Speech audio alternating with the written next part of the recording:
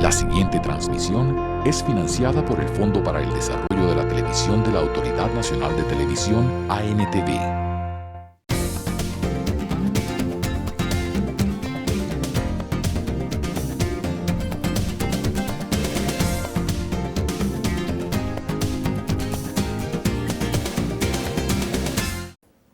Amables televidentes, muy buenas noches. Bienvenidos a Congreso y Sociedad, el programa institucional de la Secretaría General del Senado de la República. Hoy con la presencia de uno de los más renombrados y caracterizados dirigentes del Centro Democrático, el ex consejero presidencial José Obdulio Gaviria. Buenas noches. Encantado de estar con ustedes. Un gran saludo a toda la audiencia. Parecemos estar llegando al final, o se presagia el final del experimento socialista en América Latina.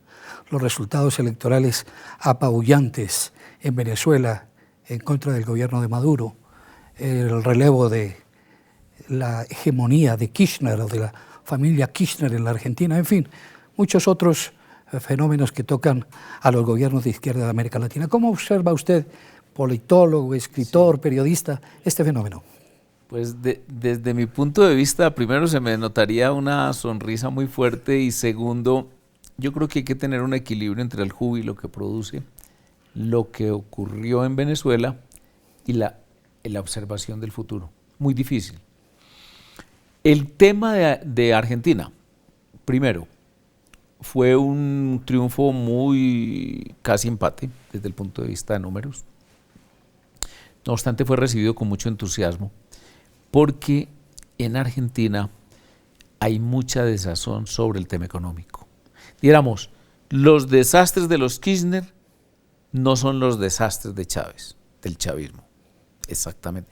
Aunque se habla de Castro-chavismo y se incluye a los Kirchner, no. Los desastres de los Kirchner están básicamente en sus políticas económicas populistas, en particular, y es la gran preocupación de ellos allá, lo que se refiere a lo que ellos llaman el cepo. El cepo en Argentina es el que el gobierno introduce las divisas en un mercado muy caótico y las vende de una manera absolutamente irregular, y es a un precio a unos y a otro precio a otros. Es el llamado cambio diferencial. Entonces, resulta que Kirchner ha estado diciendo en los últimos días que está encontrando una caja vacía. Unos hablan de 3.000 millones de dólares. En Argentina, 3.000 millones de dólares es como decir usted y yo 200 pesos en el bolsillo. Sí. Y otros hablan de 500 millones de dólares, realmente, que porque 2.500 ya se deben a importadores. Entonces, hay mucha preocupación y otra de las preocupaciones es la inflación. Es decir, los gobiernos de la izquierda latinoamericana produjeron todos ese mismo fenómeno. Inflación y un cambio de dólar que prácticamente los dejó sin divisas. Entonces, ese es un factor que los molió. Otro factor es la mala administración, ya dijéramos, de la obra pública, de lo que fue pues la inversión, mucha corrupción y mucha carreta, mucho discurso politiquero de amor al pueblo, de prácticamente nosotros somos los buenos y la derecha es la mala. Macri, en cambio, estaba dando una sensación de mucho reposo, de que llega con un equipo económico muy firme. Él viene de ser gobernador de la provincia deja a su persona de confianza, a esta señora Vidal, una joven muy bonita, muy simpática, como que muy lúcida. En la gobernación, la alcaldía de Buenos Aires también quedó en manos de ellos, y la presidencia, que concentra, creo que casi que el 15 o el 20% de la población. Entonces, ahí hay mucha esperanza. Supone una política de choque económico muy fuerte. Es el discurso de Scioli, que era el candidato de la Kirchner, era ese. Es una política de choque en donde nos van a quitar a los pobres, pues no Scioli, porque Scioli es un hombre muy rico, nos van a quitar los beneficios de los subsidios, de, dijéramos, las ayudas en el tema de pensionados, en el tema, hay una cosa que le reconoce todo el mundo a la señora Kirchner, y es que atrajo nuevamente una playa de científicos, de ingenieros, de pensadores. Yo no sé qué política aplicaría, si de pronto altos salarios o unos subsidios muy especiales, y que entonces todo eso se va a acabar. Macri ha dicho que en ese tema de la ciencia, la tecnología, no va a tocar para nada los programas que venían de los Kirchner, pero en los demás temas va a ser una política que la han llamado así de choque. Esas políticas son muy peligrosas si no tienen un brazo político muy fuerte. Concretamente, el mejor ejemplo fue Carlos Andrés Pérez. En el 89, Carlos Andrés Pérez llegó con una política parecida, cambiar completamente esa estructura clientelar, esa estructura de los subsidios, de la corrupción a través del cambio diferencial, de la inflación, etcétera, pero sin consideraciones políticas, y eso lo molió. Vino el Caracazo y de ahí nace el chavismo, del que usted me decía que hablemos. Hablamos de Venezuela. Este es otro fenómeno. Allí se presagia un choque de trenes institucional entre el Congreso y el gobierno. Ya se produjo por esto. La Constitución bolivariana, es decir, la Constitución de Chávez, es una constitución que partió de la base de que ellos nunca iban a volver a entregar el poder. Es una cosa curiosa, porque en una democracia, la esencia de la democracia es el péndulo. La esencia de la democracia es que uno no sabe cómo van a hacer las elecciones, dependen de lo subjetivo del candidato, de lo bonito, de lo feo, de lo bien que habla, de las respuestas. Mire usted lo que está pasando en España, que podemos hablar un poquito también de eso, porque nos va a tocar ahora, cuando pasen este programa, están cerca las elecciones o ya han pasado, y eso ya se está volviendo muy interesante. Entonces, en el caso de Venezuela, la constituyente, que era una constituyente hegemónica del chavismo, hizo una constitución en donde prácticamente todo favorecía a una mayoría permanente, pero ahora la mayoría es la oposición. La mayoría son Leopoldo López y su señora, la mayoría es María Corina Machado, la mayoría es Antonio Ledesma en la cárcel, la mayoría es Capriles. Entonces, con eso no contaba el señor Maduro. Entonces, ¿qué está pasando? Mire, allá hay tres mayorías posibles, como nosotros en el Congreso, que tenemos dos mayorías. Nosotros tenemos la mayoría simple, que es la para aprobar cualquier Congreso y es cualquier proyecto, y es que mientras esté el quórum, que es 52 parlamentarios, la mitad más uno de los 52 senadores, hacemos la mayoría y punto. O hacen, porque nosotros nunca estamos en mayoría. En Venezuela no. En Venezuela hay tres mayorías. Una mayoría simple, que sirve para unas cosas, dijéramos pequeñas. Una mayoría ya más calificada, que es las 3/5, y una mayoría de las 2/3, que es prácticamente una unanimidad. Pues la MUD los obtuvo, la oposición los obtuvo, tuvo 112 parlamentarios más 3 indígenas, o sea 115 de 167. Entonces con esa mayoría calificadísima que tiene hoy la MUD, puede hacer cosas como esta. El señor Maduro tiene en la cárcel a estos tres dirigentes que le he mencionado, dos les he mencionado y el tercero es Ceballos, que es el alcalde de una ciudad muy importante limítrofe con Colombia, San Cristóbal, o era porque ya lo destituyó. Entonces, la oposición podría presentar, y ha dicho que lo va a hacer, un proyecto de amnistía. ¿Y tiene cómo aprobarlo? Se aprueba así, como cuando nosotros aprobamos ahí, pupitrazo limpio, nada de contar siquiera. Y entonces ya Maduro dijo, yo no lo acepto. La pregunta nuestra es, ¿cómo así que no lo acepta? O la pregunta nuestra no, de cualquier constitucionalista, simplemente de esos que está comenzando apenas a hacer sus primeros pinitos. ¿Y usted por qué no lo acepta? Si de todas maneras, usted en este asunto tiene que respetar ese equilibrio de poderes. Los poderes en las democracias, y hagamos una nota muy interesante, porque es bueno hacerlo, a decirle a los televidentes, la democracia la define básicamente la división de poderes. Uno cree que la democracia se define por la libertad. No. Tanto es así que en la antigua Grecia y en la antigua Roma nunca hubo libertades, nunca. Pero se habla de que era una democracia, obviamente no una democracia moderna, pero la concepción de los constitucionalistas que construyeron el armazón constitucional que dio vida a la primera gran república moderna, que es Estados Unidos, no Francia, Estados Unidos, es un armazón en donde se dice, habrá 3 poderes y el poder ejecutivo se deposita en el presidente, el poder legislativo se deposita en el Congreso y el poder judicial se deposita en la Corte Suprema de Justicia. Entonces son 3 iguales. Entonces ellos tienen que colaborar armónicamente, pero recibiéndose órdenes, y según diga la Constitución. Entonces ya el señor Maduro dijo, yo no voy a recibir órdenes del Congreso. Pues ahí comienza entonces lo que todo el mundo dice que es una guerra entre ramas del poder público. Eso se convierte muy fácilmente en guerras civiles. Un análisis profundo con José Obdulio Gaviria, escritor, historiador, politólogo, senador de la República y líder del Centro Democrático, sobre la realidad política de América Latina al día de hoy. Vamos a algunos mensajes institucionales y ya regresamos.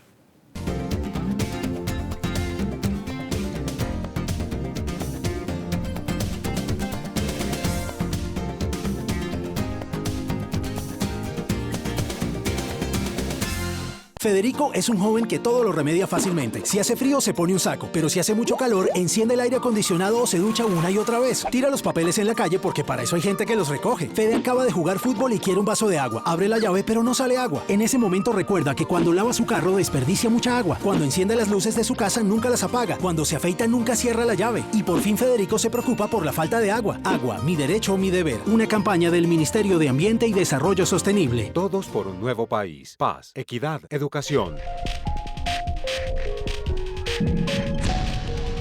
Tortuga de barras, guacamayo apagado, mono viajero. No dejemos que estas sean las especies de moda en Colombia. Los animales pertenecen a su entorno natural, no a jaulas y casas para vivir como mascotas. En esta temporada, disfruta la naturaleza de nuestro país y deja que los animales también la disfruten. No les quites su libertad. La gestión ambiental y el cuidado de nuestra fauna es responsabilidad de todos. Un mensaje de la CAR Cundinamarca.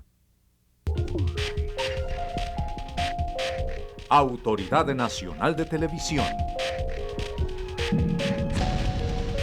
Este año, 10.000 jóvenes de escasos recursos y con los más altos puntajes ingresaron becados a las mejores universidades del país. Gracias al programa Ser Pilo Paga. Y tú puedes ser uno de ellos. Con paz lograremos más.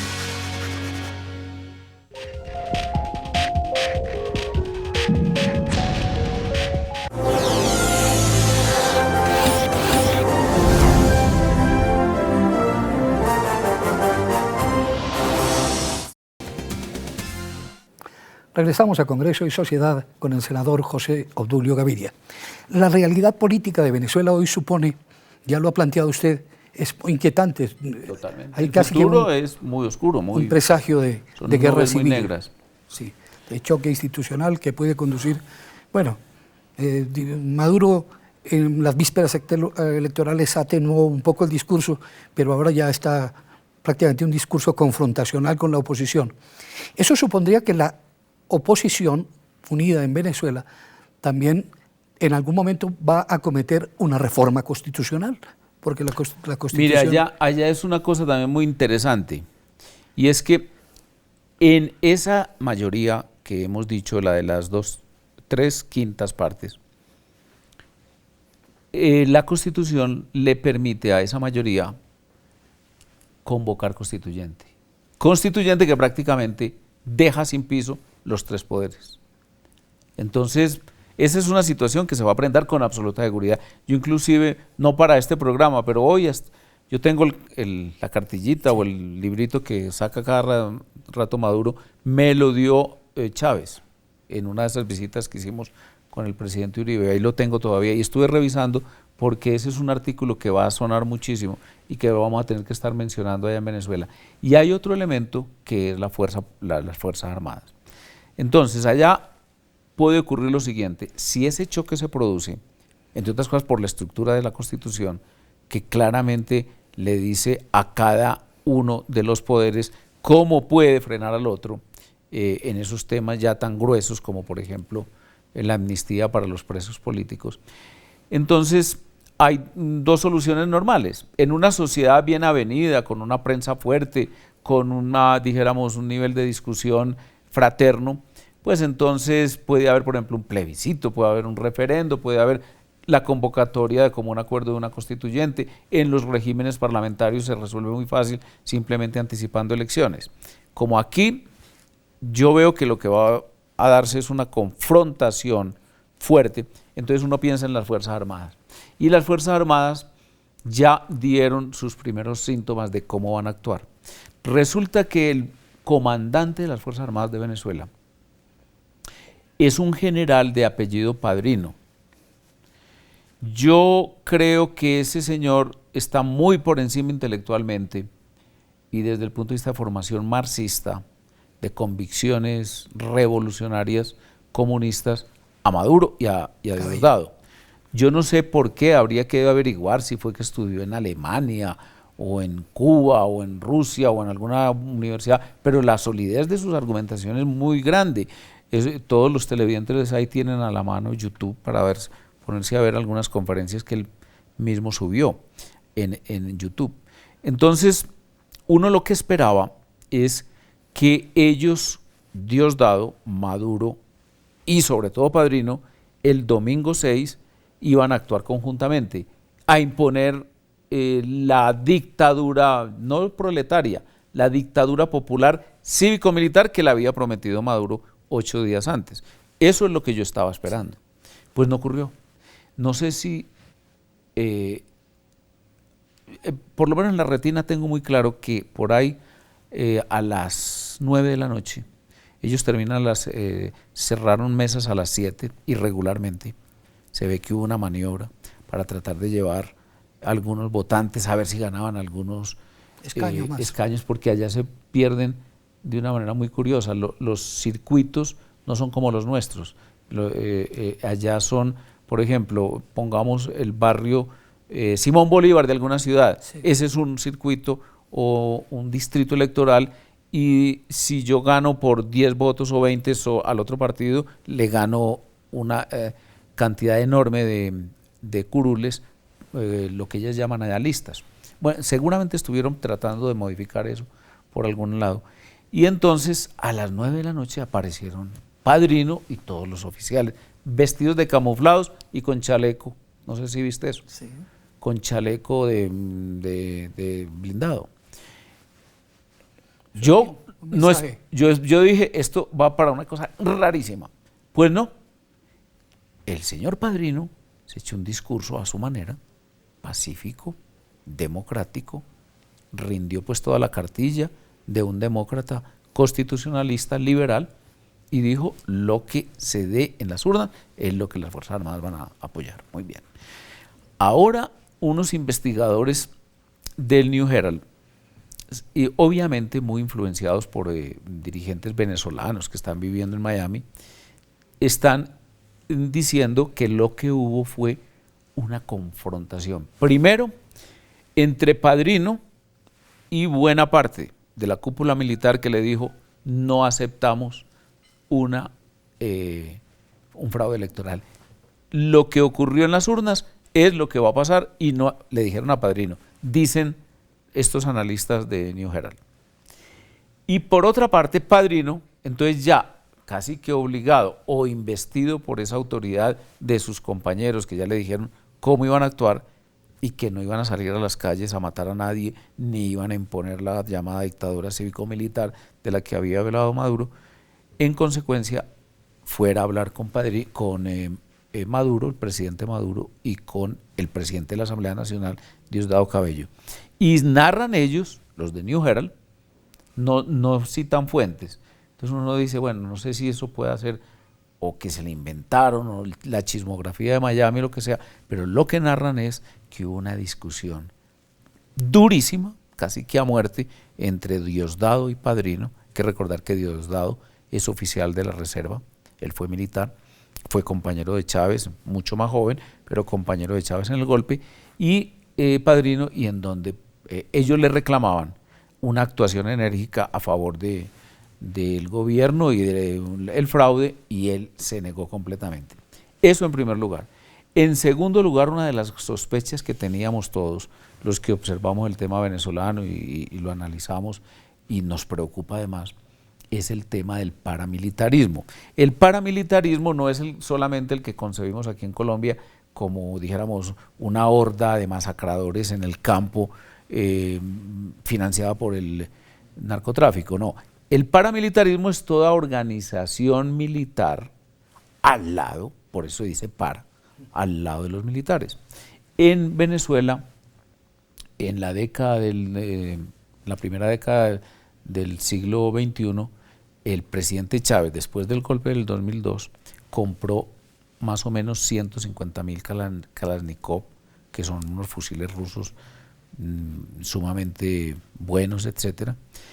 Los tienen depositados en arsenales no del ejército y de la policía, sino privados, a nombre y en manos de los llamados colectivos. Esos colectivos entonces se suponía que eran la segunda opción o incluso como apoyo paramilitar a los militares para el fraude. Pues resultó lo siguiente: el centro de esos colectivos es un barrio que se llama 23 de enero. Es casi una ciudadela. Yo creo que puede tener el tamaño de Ciudad Bolívar o proporcionalmente, porque la ciudad de Caracas es más pequeña que Bogotá, es un sitio de mucha concentración. Pues allá perdió el chavismo.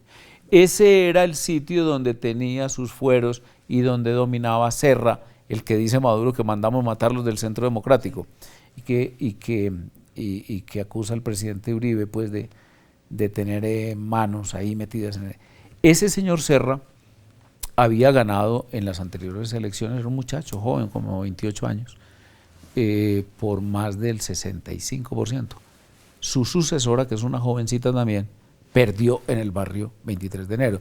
Entonces, seguramente, ante esos dos hechos, primero, el ejército, o concretamente el comandante de las fuerzas militares y ministro de Defensa, no nos va a apoyar, y perdimos en 23 de enero, es decir, donde más esperanzas tendríamos de un levantamiento, en consecuencia nos manejamos bien. Se manejaron bien el 6 de diciembre. El discurso del presidente Maduro fue impecable, un discurso en donde se reconoció el triunfo, se lamentó, pero lo reconoció. El discurso del miércoles ya fue un discurso de alguien envalentonado que está dispuesto a todo. De manera que el futuro de Venezuela es un futuro muy incierto. Me ha gustado mucho la actitud del presidente Macri, que es el mundo va haciendo que converjan unas fuerzas curiosas, sí, ¿cierto? En una soledad como la que tenía la MUD, o sea, la oposición venezolana, respecto a los poderes, porque ha tenido apoyos de expresidentes. Uribe, por ejemplo, está totalmente entregado a esa causa, el presidente Pastrana, el presidente Quiroga de Bolivia. Pero en esa soledad, de un momento a otro, llega un presidente en Argentina, nada menos, a fortalecer y hacer respetar esa organización. Continuamos aquí en Congreso y Sociedad en un análisis de la realidad política latinoamericana. Vamos a algunos mensajes institucionales y ya regresamos con el senador José Obdulio Gaviria.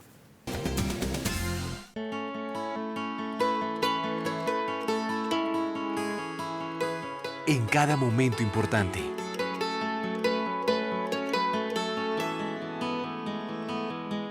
En cada alegría.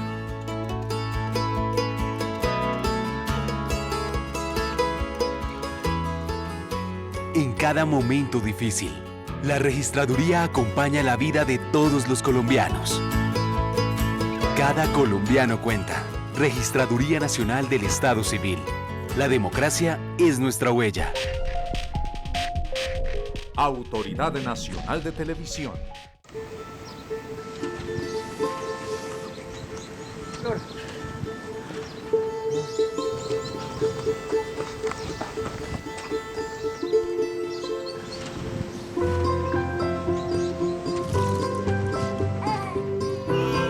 ¿Cómo no pensar en sus manitas, en su carita, si desde que está con nosotros solo pienso en su futuro?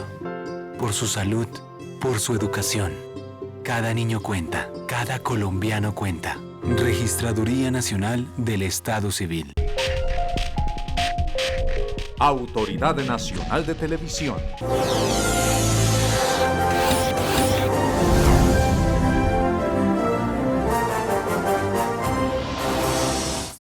Usted está viendo Congreso y Sociedad, el programa institucional de la Secretaría General del Senado.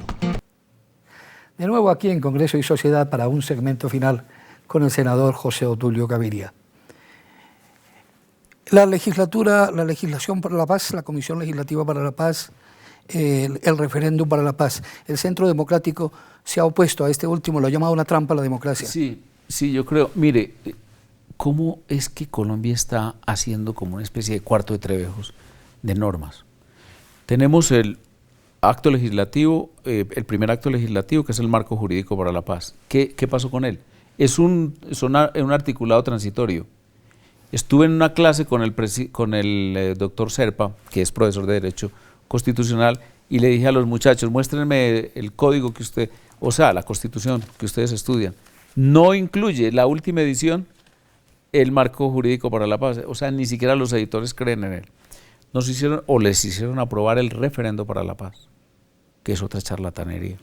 Está en marcha el acto legislativo que se llama Congresito, en síntesis, que es modificar la estructura del Congreso para que incluso de pronto vengan los de las FARC y para que le dé al presidente facultades extraordinarias o leyes habilitantes tipo Venezuela. Y ahora vienen con el plebiscito, eso no es serio. Y además, le quiero decir que es tan poco serio que ni siquiera las FARC lo aprueban y dicen, eso es una charlatanería. Y curioso, para que rematemos este programa, las FARC en eso dicen lo mismo que dije yo como ponente negativo del plebiscito. Dijeron, ustedes lo que están construyendo es con una imagen falsa de plebiscito, un referendo con una sola pregunta, y un referendo con una sola pregunta es francamente una inconsecuencia y un absurdo. Finalmente hay un escenario posible, que el referendo gane el no, en el plebiscito gane el no. ¿En qué escenario nos encontramos? ¿Qué ocurriría en ese caso? Vamos a ver qué preguntas van a hacer. Nosotros yo creo que vamos a tener que enfrentar eso con mucha capacidad pedagógica. El presidente Uribe tiene esa virtud. Además, tiene ese timos, ese deseo de que el pueblo y el país entienda el proceso y el asunto, y de pronto se va con un palmo de narices el presidente Santos y se encuentra con un no masivo. Es muy factible. Por lo demás, como él puso en cierta forma el llamado plebiscito como una especie de plebiscito respecto a él, a su legitimidad y digamos, a su conducción política, de pronto lo ganamos.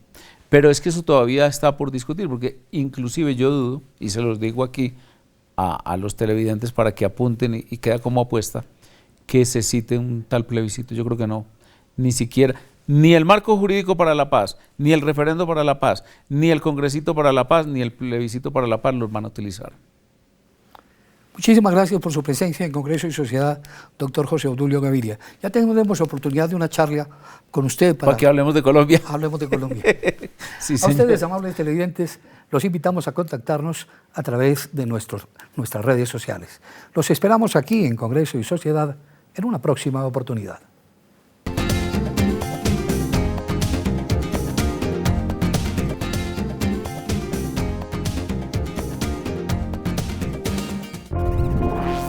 La siguiente transmisión es financiada por el Fondo para el Desarrollo de la Televisión de la Autoridad Nacional de Televisión, ANTV.